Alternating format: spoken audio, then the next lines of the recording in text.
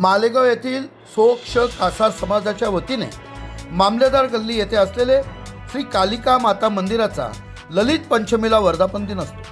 त्यानिमित्ताने शहरातील विविध भागातून अतिशय भव्य दिव्य अशी शोभायात्रा निघते।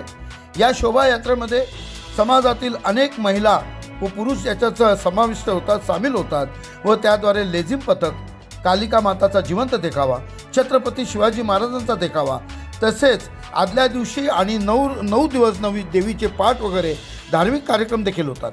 बघूया सुंदर विलोभनीय कालिका माता देवीचे दर्शन आणि त्याचबरोबर या शोभायात्राचे अतिशय सुंदर असे क्षण, अतिशय सुंदर शोभायात्रा, त्यामध्ये विविध प्रकारचे नृत्य आणि जिवंत देखावे।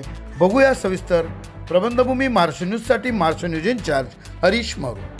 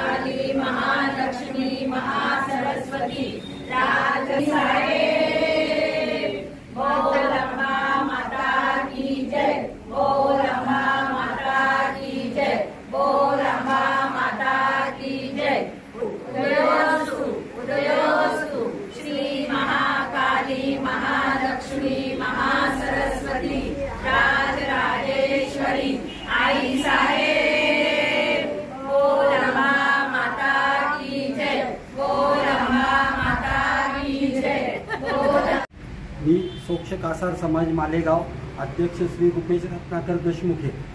कालिका मातेचा आज वर्धापन दिन आहे। कालिका माता मंदिर हे मामलेदार गल्लीतील नेहरू चौकात इथे बऱ्याच वर्षापासून आहे। इथे मालेगावातील सर्व भाविकांचे श्रद्धास्थान आहे। नवरात्र उत्सवात पूर्ण 9 दिवस कालिका मातेचे उत्सव साजरे केले जातात। तसेच काल दिनांक 6/10/2024 रोजी कालिका सोक्ष कासार समाज मालेगाव तर्फे दुर्गा सप्तशती पाठाचे आयोजन करण्यात आलेले होते।